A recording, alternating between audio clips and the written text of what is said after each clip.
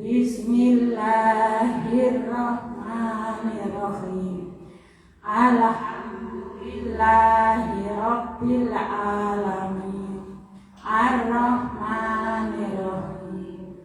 Maliki yaumiddin.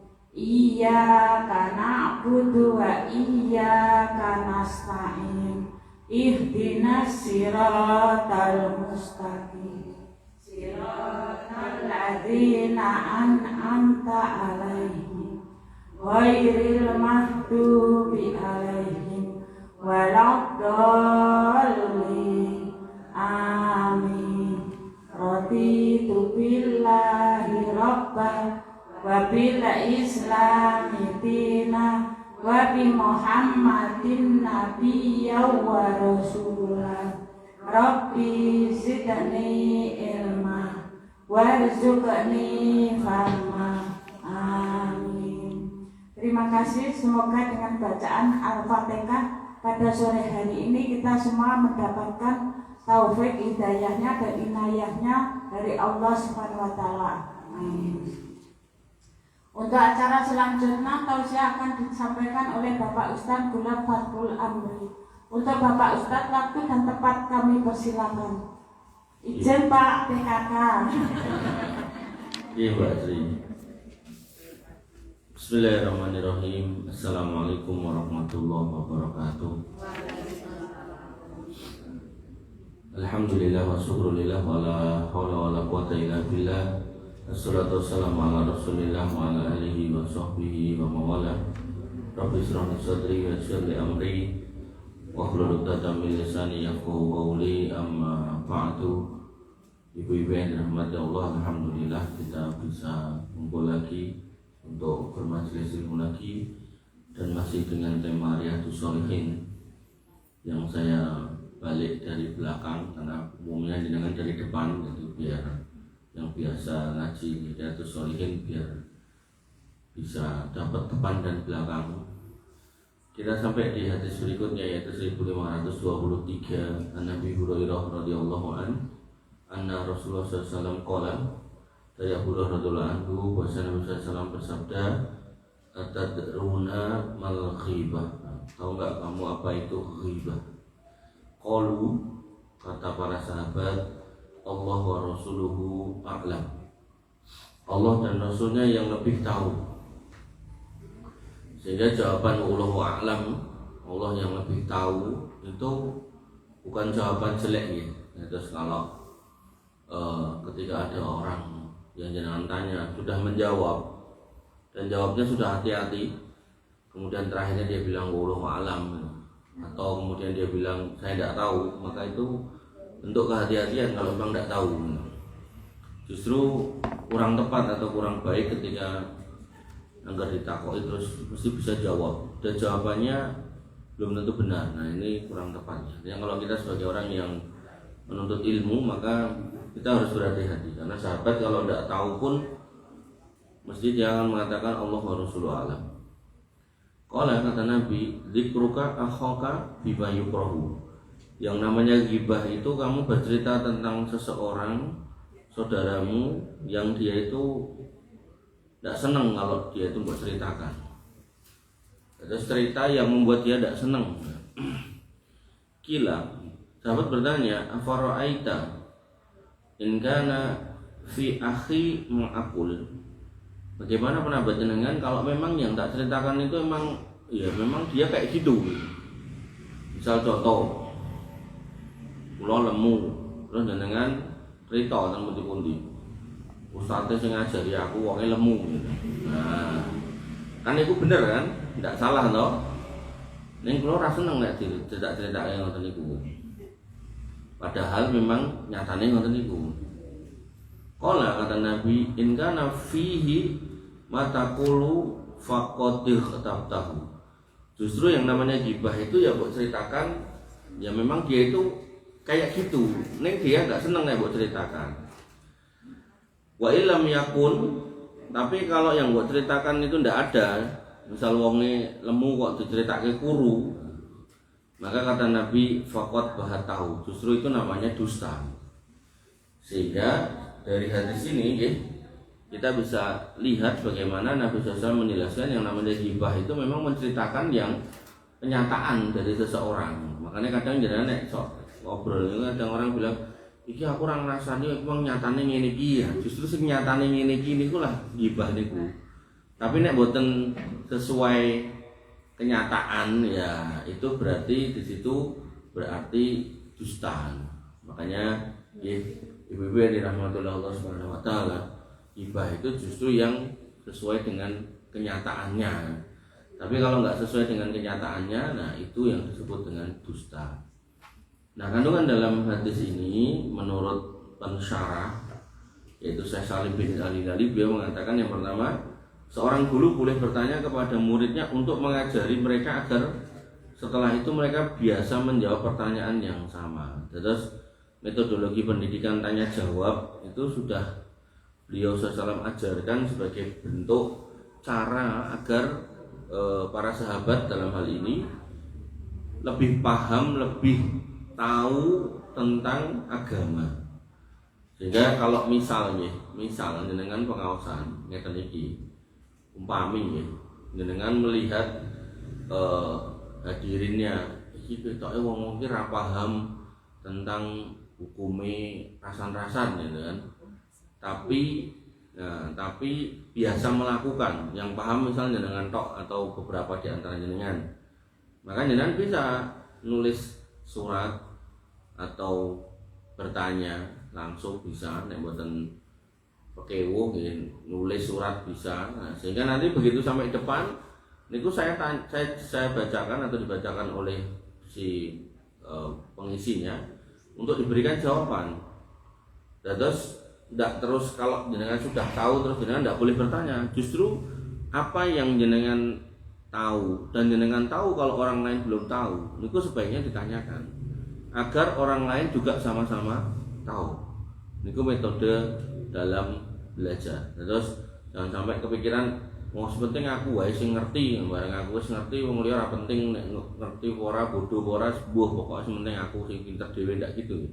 Terus ketika memang kita melihat oh ini orang-orang ini nggak paham tentang hukumnya nopo gitu kan, nah nopo ini kan yang kata jenengan karena mungkin bergaul sehari-hari, mungkin di kumpulan PKK tadi gitu kan, misalnya gitu contoh ya PKK misal enten tabungan, terus dari tabungan itu bisa dipinjem, nanti nek pinjem balik ya ada tambahan, nanti itu tau, dan jenengan kok ini riba, aku yakin riba gitu dosa gitu kan, nah akhirnya oh ibu-ibu PKK gitu ngaji ning kono, nah, pas ngaji niku jenengan tanyakan. Nah, situ kemudian ditanyakan lalu dijawab oleh si ustadznya. Di situ kemudian menjadi ilmu untuk semuanya.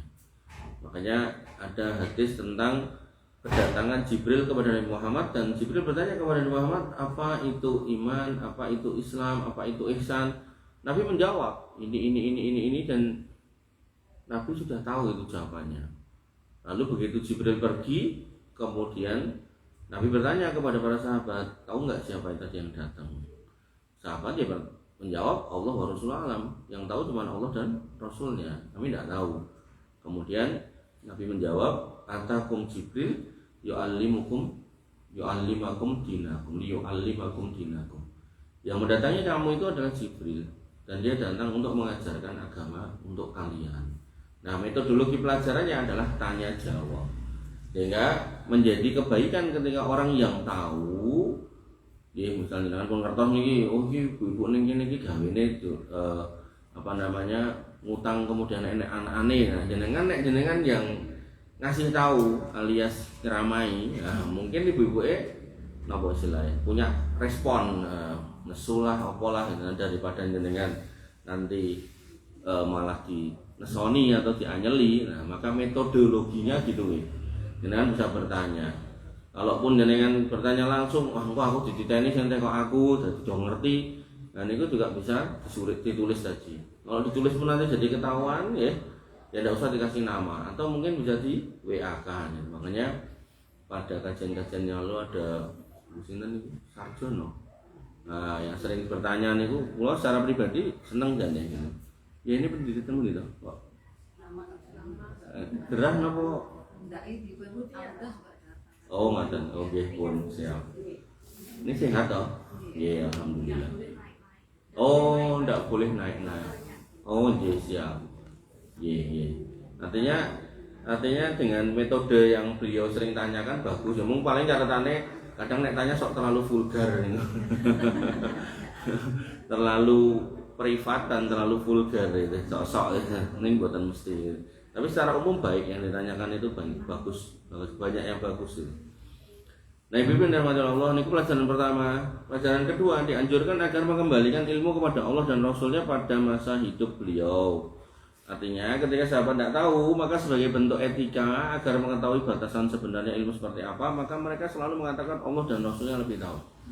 Nanti dalam hadis yang lain dengan Nabi bertanya, tahu nggak kamu apa hak Allah dan apa hak seorang hamba? Mu'adz Jabal mengatakan Allah wa rasuluhu a'lam. Allah dan Rasulnya lebih tahu. Banyak sering jenengan akan mendapati kayak gitu.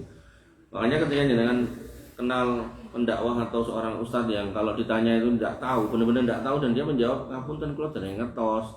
Dia butuh waktu untuk menjawab atau nek di WA randang jawab itu mungkin dia butuh proses untuk mencari jawabannya ngoten lho. Kadang ada yang nggak sabar terus pripun ta jawabane nopo ta. Dan mungkin saya pernah cerita tentang gitu, ada ibu-ibu itu sampai WA niku sekali pertanyaan niku langsung 10 ngoten niku. Kula jawab rong rampung langsung jawab 8 ngoten niku kula kirim sik misal kula cicil sik 5 niku pun dibalas dengan pertanyaan melih. Dan pertanyaan ini pun ceritake bojone sing kawin meneh sing macam-macam gitu kan. Sampai gini, Bu, ngapunten lho. Kula niku mboten tepang jenengan leng tekok kae banget. Tur bendina tur jawabane dawa-dawa niki nembe kula cicil ling jawab jenengan pun ngirim meneh pertanyaan. Lah kula dadi wong lanang sing ora kenal jenengan iki anyel iki. Makane nek bojo jenengan karo jenengan kok sampai melayu ngono iki yo mbok pilih lho niku mbok pilih dievaluasi melih saestu lho niki. Akhirnya ya ngapunten kula blokir. Soale njawab niku pertanyaane niku angel Bu, tenan. Kula yakin ya Ustaz liya ngono ora karen gelem jawab. Dawa-dawa pertanyaane tur angel. Jadi nyeritake macam-macam yang rumah tangganya, yang tetangganya, yang saudaranya, yang anaknya, yang napa niku istri kedua suaminya. Macam-macam, berarti komplit pertanyaannya. Akhirnya kula blokir. Untungnya biaya ini sanjang rumah saya Ponorogo, bukan rumah saya Tipes. Nek Tipes lo sing di wong penasaran. Rumah saya Ponorogo, bilangnya ngoten. Terus garwon ini dia yang bilang ya, garwon ini dia dan suaminya itu lulusan pesantren gitu kan. Terus akhirnya suaminya ada ceramah di luar kota, ya. Terus kenal sama janda di sebelah sana. Akhirnya poligami gitu kan. Terus nggak adil, ada harusnya mungkin di sana berapa hari kadang bablas seminggu gitu kan. Tapi ya saya melihat awalnya kalau mau menikmati tanya jawab, tapi lama-lama kok men pertanyaannya gitu. Ibu dan rahmatullah Allah Subhanahu wa taala. Yang ketiga, hadis ini memberikan definisi ghibah dan buhtan. Terus hadis ini menyebutkan tentang apa itu rasan-rasan dan apus-apus, yang sangat jelas sehingga tidak mungkin ditakwil lagi. Pramila nggih, ketika kita ngrasani orang lain nggih niku berarti nyritake napa memang yang terjadi sama dirinya. Aku ki ora ngrasani kok iki mung emang apa enenge wong kae lho ning omah ngene. Nah niku menceritakan apa adanya itu namanya ghibah. Ngrasani. Justru nek enggak ada itu berarti dusta. Yang keempat, barang siapa membicarakan saudaranya dengan sesuatu yang tidak ada padanya, maka perbuatannya adalah kebohongan dan fitnah yang mengada-adakan terhadap dirinya.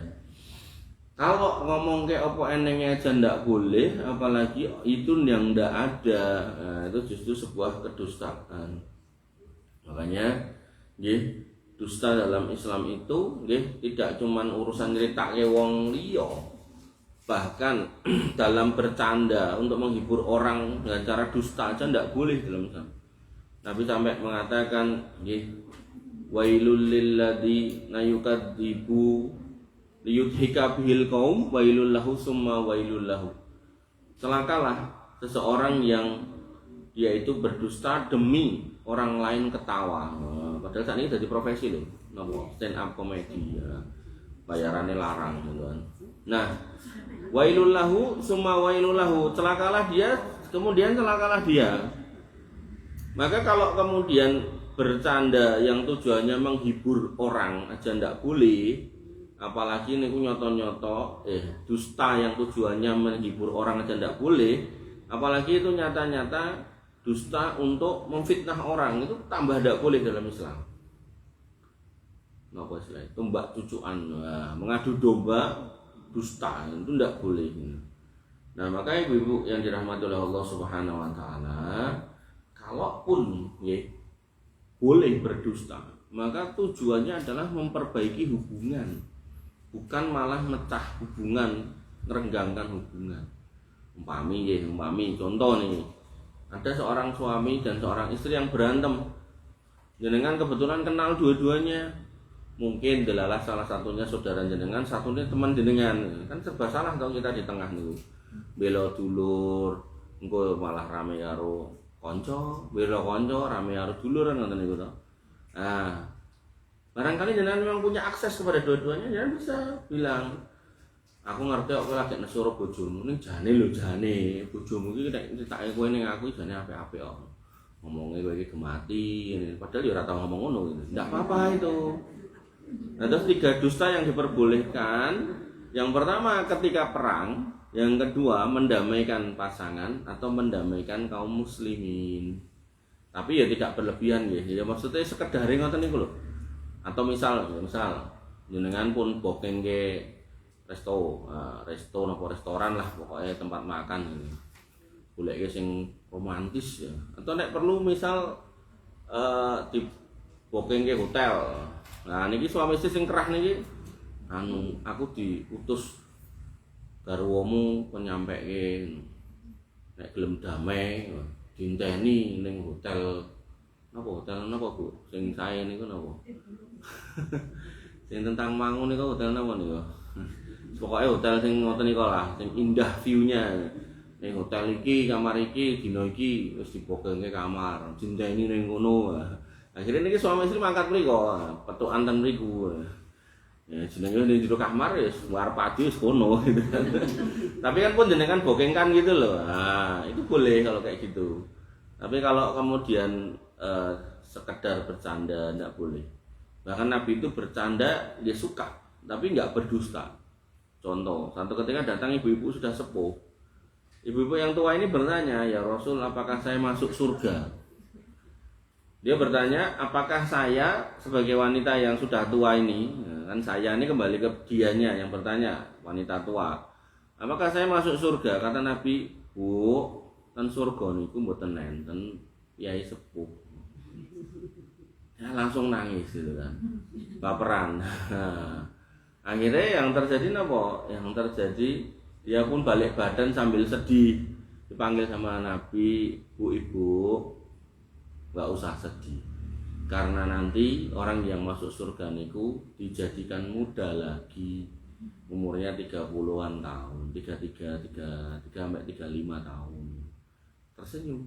Berarti aku ya punya peluang gitu kan masuk surga dan enom. Oh iya, berarti sing ra mlebu ki wong tua gak mlebu surga karena dadekke enom ya gitu loh. Nah, makanya di situ ya ketika kita belajar tentang surga tidak boleh baperan. Nah, contoh ya, ini sudah 2 kali pertemuan nih saya sampaikan di satu masjid di daerah Karanganyar sana, Sabtu habis subuh tentang bidadari surga. Wah, ini ibu nek wong mireng bidadari surga terus aku ya pengen bidadara. Nah, wis langsung penggale ngoten ya. Maka ndak gitu ya cara memahaminya.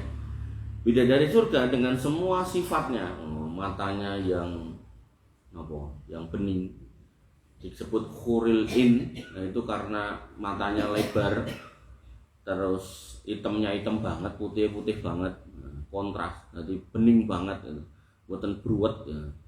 Kulitnya mulus, nah, Saking muluse niki resume mawon nggih, jenengan ampun hadise ndi basa Arabe enten catetan kula, ning kula mboten hafal. Hadis enten ayat enten komplit.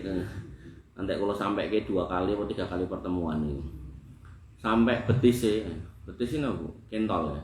Kentole niku saking beningnya sampai transparan lho Bu, ngeten iki lho kaya banyu. Balunge nganti ketok. Jenengan pun nate ningali enten ulam niku awake bening ngantek tulange ketok. Nate? Wah, niku nek miturut kula niku indah, tapi mungkin nek miturut jenengan medeni lho berarti nek ketok balungane. Medeni niku konteke kita hidup di dunia, tapi mungkin nek ten akhirat indah. Terus ngapunten meleh. Kok ditakake banget sampai niku umpami niku si bidadari niku ngantek melongo, meduk napa istilahnya. Kepalanya itu menjulur antara langit dan bumi. Nah, niku sing jenenge bumi donya niku padang jinglang ora butuh bidadari. Saking glowinge. Nah, terus kerudunge lebih baik, lebih utama daripada dunia seisinya. Terus baunya nek nganti tembus atau bocor ya. Baunya niku menyebar seluruh dunia, ndak ada lagi bau busuk. Nah, kalau nanti ngisi pengawasan ten daerah Gentan niku kiwa tengene niku gang, lebet gang kiwa tengene omah-omah niku lagi mlebu gang ngoten mun mambu telek kucing. Wah pindah kono mambu napa melih batang tikus, wah ambune ra karo-karan. Baru mambune niku rada ilang bareng cedak masjid niku. Nah, maka dengan semua keutamaan itu, wah, niki nek sing mireng piyai kakung langsung batin. Berarti mendingan aku sampai tasah ketemu bojoku. Bidadari luwih ayu. Sing piyai setri nek krungu wonten niku anyel ya anu. Kok penak men dadi wong lanang. Niku ta. Padahal sebenarnya nggih semua keindahan si bidadari ini dijelaskan oleh para ulama nggih. Wanita dunia yang masuk surga akan dikaruniakan keadaan yang jauh lebih baik daripada bidadari surga. Sehingga jenengan dia lebih cantik, dia lebih glowing, lebih wangi, lebih macam-macam. Lah kenapa? Karena wanita di dunia itu Allah kasih cobaan, suruh iman dia beriman, suruh sholat dia sholat, suruh taat dia taat, dan bidadari surga mboten memang diciptakan di sana dan nggak kemana-mana gitu kan. Nah nek no aku kok ya berarti dikei bidadara, nggih mboten. Lah kok ngopo Mas aku ora kei bidadara? Soalnya Bu, urusan ngoten niku ki apa yang tak cedak gitu Bu. Jenengan ki langkung senior dengan saya. Nah, urusan ngoten niku seorang laki-laki nanti akan dikalikan 100 kali, jenengan mboten dipingke 100. Sehingga nek teng donya urusan ngoten niku mboten diping mawon jenengan sok semayan. Pusing mosok medina. Kaya ora jeleh. Niku teng donya, sok ben niku dipingke 100. Nah, karena dipingke 100, maka urusan ngoten niku jenengan ndak butuh dengan yang lain. Ya makanya aku tetap butuh bidadara Mas, soalnya kan bojoku rupane ngoten niku. Rupa-rupa kaya kita niku sudah ndak ada di sana. Mboten enten kemarin hari Jumat. Nah, kula niku ajeng ngisi pengawasan ngene Bu Titik mboten sios mergone enten rencang niku dimutasi. Terus di agendake perpisahan dadakan. Nah, akhirnya kula sipun lah jenenge perpisahan gitu. Mangkat. Nah, terus terakhir niku kula disuwun satu-satu. Satu kata buat mbak ini atau bu ini gitu. Niku enten pimpinan kula ibu-ibu ya. Dadi niki sing ajeng pisah nih ibu-ibu, sing komentar ibu-ibu. Satu kata buat mbak itu. Pesek. Dadi wong emang pesek itu. Itu sing pesek ku mboten enten, sing elek mboten enten, sing ireng burek mboten enten, sing jemburis mboten enten. Dadi ayu kabeh, ganteng kabeh. Dadi garwa jenengan sing ngoten niku nggih pun mboten enten gitu kan. Sing cendhek ya dadi dhuwur gitu kan. Kemudian sing lemu atus kula nggih mboten lemu melih gitu. Sing dengklang ya mboten dengklang. Nah, sehingga dari sisi kecantikan dan kegantengan kita tuh tidak akan ngelirik yang lain, termasuk suami jenengan yang jenengan nanti dipertemukan ketika memang sama-sama di atas keimanan gitu. Nah itu ya nggak akan seperti sekarang, kondisinya jauh lebih baik, sehingga seorang laki-laki dunia masuk surga itu akan ngelirik cuman istrinya, begitu pula si istri cuma ngelirik suaminya. Ning ya tentunya meleh, jenengan juga punya hak untuk menikmati surga dalam urusan yang lain, bukan urusan sing ngoten niku wau. Jenengan boleh jalan-jalan ke taman-taman surga. Burung di surga niku gedene kaya unta, enek suwiwine iso mabur. Jenengan ajeng numpak niku nggih angsal. Wite gede-gede saking gedene sampai rimbunane niku nek jenengan mlampah dari ujung ke ujung niku butuh 100 tahun. Jenengan ajeng petakilan menek wit nggih entuk kaya munyu. Nah, angsal niku sedanten. Nah, karena jenengan meninggalkan suami jenengan yang sudah dikaruniai 100 kali lipat kemampuan tadi, padahal di surga itu sudah tidak ada lagi rasa gelo. Ing donya gelo pun kerep gitu kan, menika pun mboten enten. Maka begitu jenengan pamit, "Mas, aku meh rono mabur karo manuk kuwi numpak kuwi," gitu. "Ya, kono." Nah, disitulah si bidadari niku sebagai gantinya, cadangannya. Soalnya peng 100 niku lho. Nah, terus ben ora gelo digentos kalih bidadari. Dan bidadari pun juga tidak dimasukkan di istana di surga, tapi didekek ten tenda-tendone. Tendone ten jaba. Nek tendone, omah ada tendo, biasanya kan gede omahe timbang tendone gitu. Nah, tendone tok niku ten mriko niku bentuke kaya mutiara, bunder. Diametere 60 mil. 60 mil iki kira-kira nggih mriki tekan Yogya. Niku nek tendone semonten lah istana jenengan segede napa. Senajan dicepakke istana sing gedhe pun, jenengan nggih tetep pengen medal, pengen nyemplung sungai susu. Aku tak ambyur ning kali susu sik, Mas. Soalnya biyen ning donya aku pamit arep luluran susu mbok tukokke susu kental mati. Aku malah dirubung semut. Ya wong jenenge donya lho ora ndek tenan kok wong lanang kok kon tuku susu segar gua adus ya pilih diombe gitu. Nah, akhirnya niku mengke enten sungene, jenengan unjuk angsal, jenengan uyup angsal, jenengan ambyur nggih angsal gitu. Lah karo jenengan tilar to, keng ten istana niku lah dhek ya melu metu, jenengan medal ngetutke ning mburi mung dhek menggok ning tenda mau lho. Nah, dong mboten Bu. Lha pun kula critakake ngenten iki, jenengan ora usah gagah bidadari ayu ngene-ngene aku njuk bidadara mboten enten pun. Lah kenapa kok enek bidadari niku wau critane, jenengan berhak menikmati surga, tapi ya, si suami jenengan dalam kondisi seperti itu tidak boleh lagi napa gelo. Ngoten. Lah aku yo gelo nek ra karo bojoku. Lah jenengan iki mung ping 1, Bu. Dek kono ping 100 gitu. Dadi umpama jenengan ndak kemana-mana, jenengan ngadeni sing ping 100 niku nggih pun pol-polan niku. Makane kan mungkin mosok ngene terus bendina aku tak rono sik. Ngono lho. Nah, jenengan rono sik niku ya disumanggake monggo. Nah, ndak dialangi wong jenengan nek dialangi mesti nesu to ning donya arep nang mall ra itu ya merengut ae sedina. Ngoten niku to. Nah, makane ngoten-ngoten niku mboten enten lakon-lakon ten donya ngoten mboten enten. Iki ngomongke apa to tekan kono-kono. Nah, kalau pripun? suami istri tingkatan surganya beda gimana? Nanti akan saling membersamai. Istri akan geret suaminya untuk membersamai. Suami yang lebih baik dari istrinya akan membersamai. Anak juga sama. Anaknya lebih soleh dari bapaknya, bapaknya kegeret. Bapaknya lebih soleh dari anaknya, bapaknya geret anaknya. Selama batasannya tidak musyrik, tidak munafik dan tidak kafir. Ini penting. Artinya kalau masih muslim, tidak musyrik, munafik, kafir terus sholat, ini penting. Makanya jenengan itu perlu dan wajib mengingatkan putra-putra jenengan itu untuk sholat. Pokoknya ben iso bareng. Dipimpin rahmatullah Allah Subhanahu wa taala nembe 4:30. 1524. Wa an Abi Bakrah radhiyallahu an, dari Abi Bakrah radhiyallahu an, anna Rasulullah sallallahu alaihi wasallam qala, bahwa Nabi sallallahu alaihi wasallam bersabda fi khutbatihi yauman nahr, pada saat khutbah beliau di hari Idul Adha di Mina, fi hajjatil wada, ketika haji wada. Ini jadi khutbahnya panjang, tapi ini dicuplik di bagian terakhirnya. Inna dima'akum, sesungguhnya harta-harta kalian.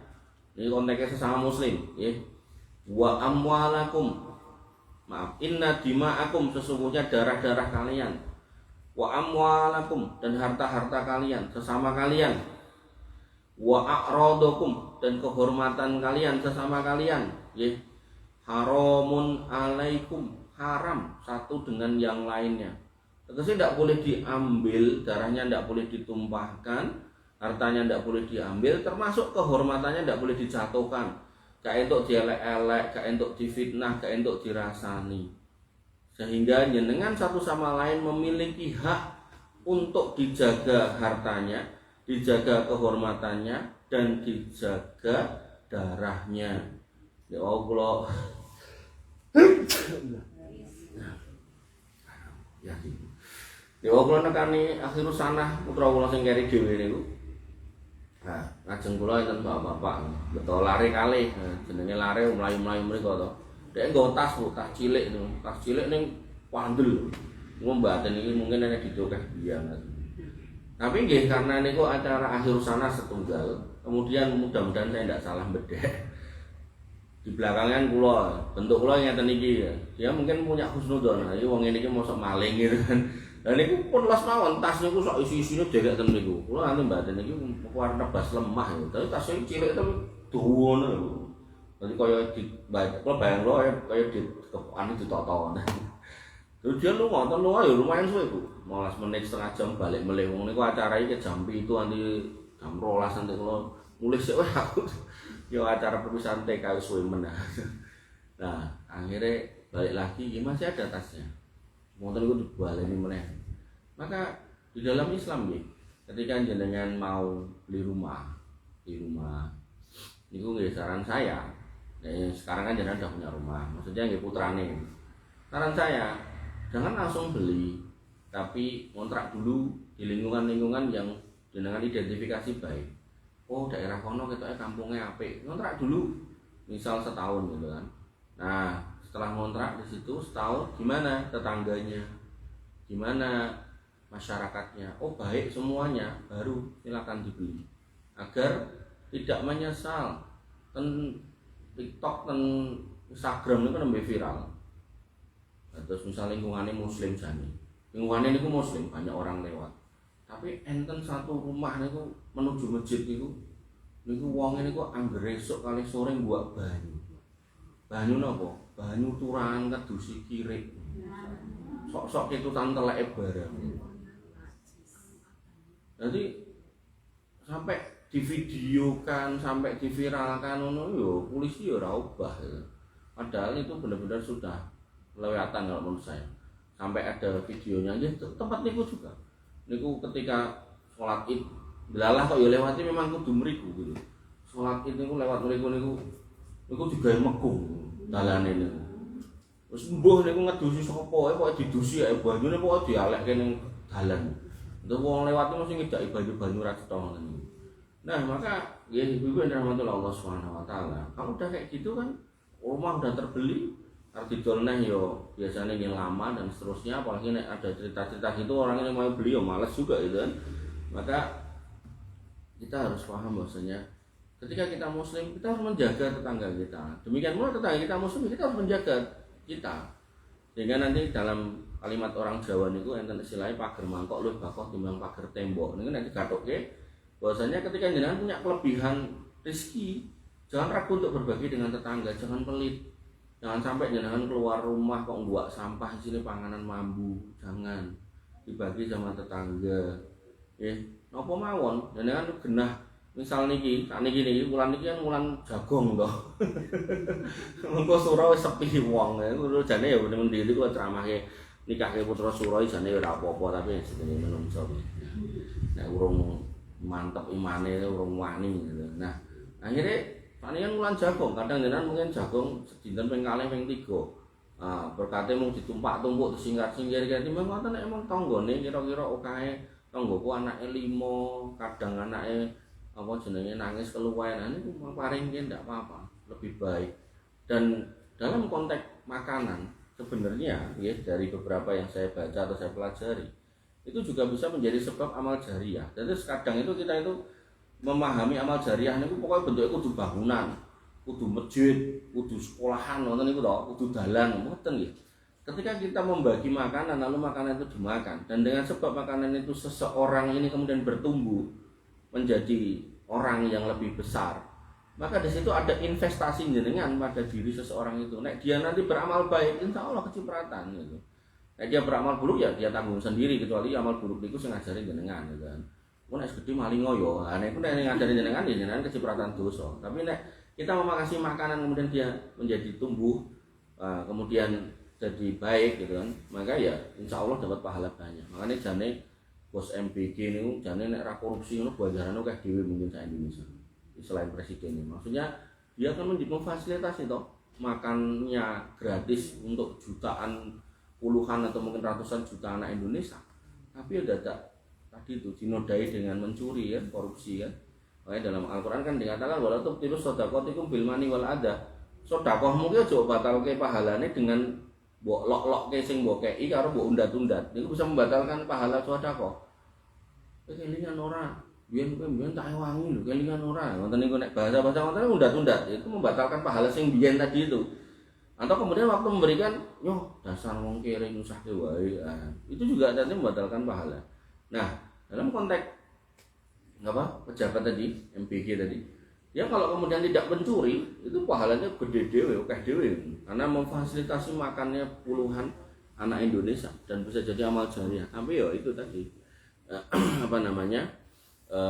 karena serakah gitu kan.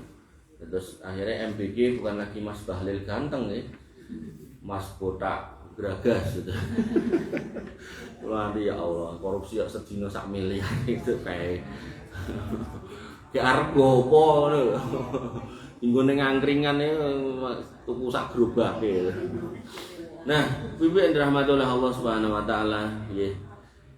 Disebutkan lagi bahwasanya selain diharamkan darah, harta dan kehormatan, maka Nabi juga mengatakan kahurmati yaumikum hada, sebagaimana haramnya hari ini di tanah haram, fi syahrikum hada, di bulan haram ini, fi baladikum hada, di tanah haram ini. Ingat tanah haram itu selain haram orang kafir masuk situ juga haram, terjadi peperangan, penumpahan darah di situ. Ala hal balaghtu, bukankah saya sudah menyampaikan ini semua? Artinya Nabi sudah memberikan batasan. Ini yang kemudian dalam bab hukum nanti muncul hukum hak asasi manusia. Maka manusia itu punya hak hidup, harus dijaga darahnya, dijaga kehormatannya dan hartanya. Sehingga nanti menjadi produk hukum positif dalam undang-undang dan seterusnya. Nabi bin rahmatullah Allah Subhanahu wa taala. Kandungan hadis ini yang pertama, haramnya menumpahkan darah dengan cara yang tidak dibenarkan oleh syariat, tidak boleh. Jenengan nek ngutang duit atau ngutangi duit, jenengan pengennya nek dibalikke duit napa telo? Duit. Maka orang ketika membunuh orang itu hakikatnya dia utang darah. Kudune nyaure nganggo getih. Makanya dalam Islam hukumnya hukum kisos. Di Sragen belum lama masih hitungan hari. Ada seorang residivis. Saya tahu nih residivis baru belakangan. Ada seorang pelaku kriminal yang mana ada anak SD umur 11 tahun kalih wong tuane. Jadi yang disebut dengan cinta yang salah itu. Mungkin karena cintanya orang tua ke anak, dikai motor. SD wedok umur 11 tahun, kei motor, kei HP. Niki si menungso ala niki ngertos. Akhirnya nyandak arit dibabat niku bocah SD. Mati. Dijikuk motore kalih HP ini. Bahkan dia pun tidak sempat napa istilahnya? Tidak sempat untuk menangis karena saking cepete. Sek mati. Nah, singkat cerita ketangkep, ternyata Bu Kapolresnya, Kapolres Sragen, niku menyatakan nek niki residivis. Dia pernah melakukan hal yang serupa kepada 2 orang tahun 2008 pinten melih itu seorang wanita nggih ngoten yen mati, kemudian satu kepada waria mati. Makanya jenengan akan menjadi saksi seumur hidup jenengan di Indonesia khususnya buat para pembunuh yang hukumnya tidak tegas, dia akan keluar untuk membunuh lagi karena tadi itu di penjara dia tidak teredukasi metu meh ngopo.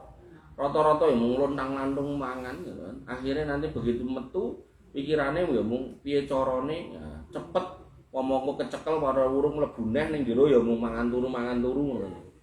Terus paribasane jenengan sing mboten melakukan kejahatan ten jaba men jenengan harus berusaha keras piye carane bisa makan gitu kan golek-golek dhewe gitu.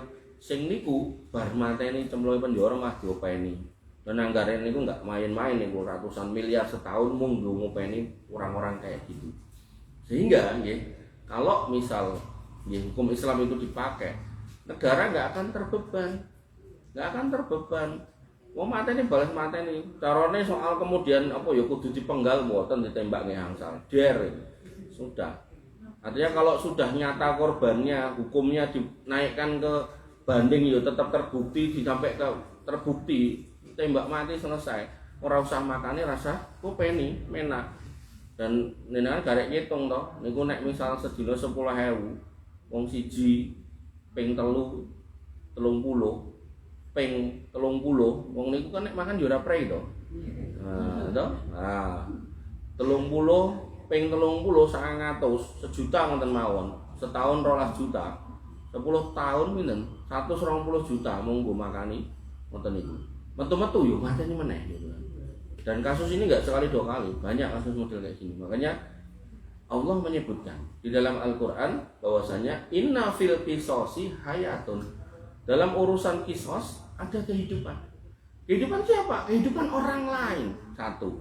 Kehidupan dari anak turun pelakunya. Enggak kepikiran nanti korban itu balas, enggak ada. Dan kehidupan yang paling penting yang harus kita pahami yaitu kehidupan semua makhluk akan menjadi damai ketika penjahat seperti itu diselesaikan dengan cara yang adil. Makanya tadi saya bilang, jenengan nek diutangi duit apa kersa dibalekke tempe apa kersa. Duitnya tak utang mung 50 lho, yo iki tempe tak kei sak bakul. Emoh tempe ngopo? Pakan aku ora tempe, pakan aku daging, pizza. Tetap njaluke duit toh. Maka utang darah itu juga adilnya adalah dibayar dengan darah.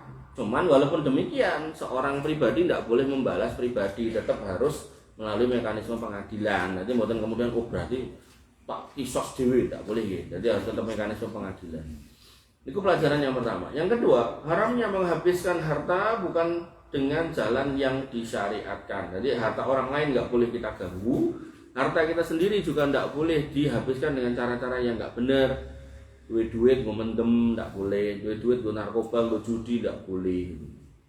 Yang ketiga, haram menodai kehormatan dan membicarakannya bukan dengan cara yang benar dan bukti yang jelas. Rasani orang tanpa bukti tidak boleh, membahas orang tanpa bukti tidak boleh, tanpa ada urgensi juga tidak boleh.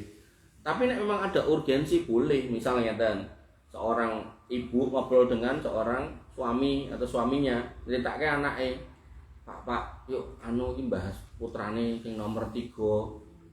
Nek apa? Ngene-ngene Gus, kuwi jenenge gibah. Niku Pak berarti sira mudeng. Nah, artinya kalau memang pembicaraan itu ada urgensi, di situ ada kebaikan yang mau diselesaikan. Misal guru BP kali kepala sekolah bahas tentang seorang siswa yang nakal itu, enggak ada masalah di situ. Tapi nek mau sekedar ngobrol tanpa ada tujuan selain mau rasan-rasan, nah itu tidak baik. Nah, kemudian yang keempat, di sini menerangkan kehormatan hari Idul Adha, kehormatan bulan Dzulhijjah, dan kehormatan kota Mekah yang begitu luar biasa. Sehingga kota Mekah pada saat Nabi SAW menyelesaikan Fathul Makkah sudah tidak boleh lagi ternoda dengan kesyirikan. Makanya pelajaran terbesar yang bisa kita pahami dari peristiwa Haji Wada bahwasanya Nabi menyelesaikan misinya untuk menegakkan tauhid, maka kita sebagai seorang muslim juga harus seumur hidup bertauhid sampai mati. Kemudian terakhir yang kelima, keindahan konteks kalimat dengan perumpamaan terhadap sesuatu yang berharga, di mana ketika hal tersebut lebih terhormat daripada harta, kehormatan dan diri mereka sebagaimana yang berlaku pada masa jahiliyah. Artinya ada keadaan di mana harta, jiwa dan kehormatan itu penting, tapi ada juga keadaan di mana tanah suci Mekah itu juga lebih penting. Kemudian bulan Dzulhijjah itu juga bulan yang utama, dan juga hari kurban itu hari yang utama. Itu yang kelima. Yang keenam, jiwa, harta dan kehormatan seorang muslim di sisi Allah lebih terhormat daripada negeri, bulan dan hari apapun. Makanya tadi saya bilang, ya nggak ada dalam Islam itu orang itu nikah anak ning wulan suro kok ngene-ngene mboten enten. Semua hari itu baik dan hari tidak akan mempengaruhi apapun dalam urusan kebaikan seseorang. Jadi tidak ada kemudian nek nikah ning wulan suro kok nikahane mari rame bubar mboten enten. Dan sering saya ceritakan, sering saya tegaskan toh, banyak orang khususnya di Jawa niki, di Solo dan sekitarnya niki menikah di luar bulan Suro, tapi perceraian tetap banyak. Bahkan kasusnya tiap kota kabupaten itu bisa ratusan sampai ribuan per tahun. Artinya menunjukkan bahwasanya Suro dan enggak Suro enggak ngaruh gitu, enggak ngaruh. Gitu. Makanya ketika jenengan nikah putra jenengan nggih, niku ndak perlu nginggati Suro, nek perlu malah ditabrak ke Suro ndak apa-apa. Ndak apa-apa. Nah, jenengan mau ngepas-paske nginggati Suro malah sing diundang malah undangannya double-double dinone jame padha beda gedung. Tapi pun jenengan bingung iki. Wong tak hitung-hitung undangan 200 ngono netes 50 jenengan mah netes mung 10. Apes wis. Yang ketujuh, penegasan Rasulullah terhadap apa yang harus disampaikan kepada umat Islam, yakni apakah beliau telah memenuhi tugas penyampaian tersebut sesuai dengan yang diperintahkan. Dan setelah menjaga kehormatan akidah, menjaga ketauhidan umat harus mengesahkan Allah. Nabi menegaskan, dah gandeng kowe dadi wong Islam sing bertauhid, makane hartamu, jiwamu karo napa melih tunggale kehormatanmu iku berharga di mata Allah. Sehingga sesama kalian tidak boleh saling mendolimi, falata dolamu, jangan saling mendolimi. Makanya niki nggih memperjelas. Ketika kita menyakiti satu orang ini kalau tidak kita selesaikan di dunia, dia akan menghadap Allah minta keadilan. Ya Allah, niki Mbak Yu kula, dek biyen dek diamanai bapak ibu kula kan ngedum bondo niki. Terus memang kula kalih Mbak Yu kula enten masalah dan dia ndak berbuat adil sama saya. Dengan begini-begini itu sampaikan buktinya segala macam atau argumennya. Niki si kakak akan ditegakkan keadilan di akhirat. Niku nek setunggal pripun niku nek kemudian tadi puluhan juta anak yang harusnya bisa mendapatkan menu yang baik dititil mung gara-gara gen setoran 1 miliar sedina. Nah, niku sing jejer ngantri njaluk keadilan niku jutaan, puluhan juta bahkan ratusan juta anak-anak Indonesia.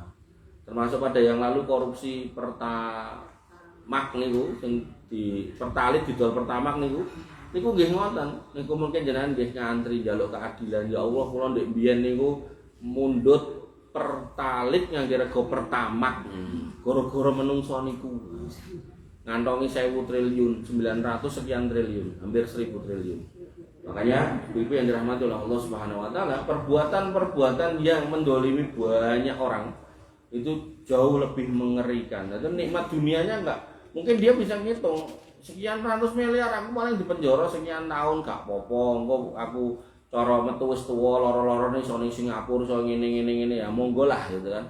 Cuman di akhirat tidak akan lepas. Makanya keadilan dunia ketika kita berharap mungkin tidak akan ketemu, tapi di akhirat itu pasti akan terjadi. Sehingga dalam Islam tidak berlaku yang disebut dengan reinkarnasi, karena reinkarnasi memutus keadilan.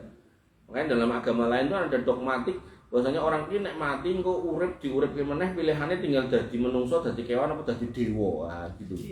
Nggih. Nek saking apike dadi dewa mengeten nirwana mriku. Kan dogmane ngoten niku akidahnya. Kita ndak, Allah sebagai Rabb ya satu, esa, tunggal tidak berbilang. Lalu manusia yang mati ya mati, kemudian yang hidup tadi melahirkan punya keturunan, itu yang melanjutkan siklus, dan yang mati terus mati akhirnya ngumpul terus dan semua nanti akan disidang bareng-bareng, ditegakkan keadilannya. Itu akidah kita tentang akhirat. Nah, kemudian dipimpin rahmatullah Allah Subhanahu wa taala, maka Nabi pun mempertegas, saya sudah menyampaikan itu. Dan kemudian terakhir syarah dari hadis ini yang ke-8, yaitu dianjurkan untuk berkhutbah di Mina pada hari Nahar. Makanya di sana ada khutbah-khutbah yang dilakukan. Nah, pimpin rahmatullah Allah, mbok pilih mekaten yang bisa saya sampaikan, mudah-mudahan bermanfaat. Al-afu minkum. Subhanakallahumma wa bihamdika asyhadu an la ilaha illa anta astaghfiruka wa atubu ilaik. Assalamualaikum warahmatullahi wabarakatuh.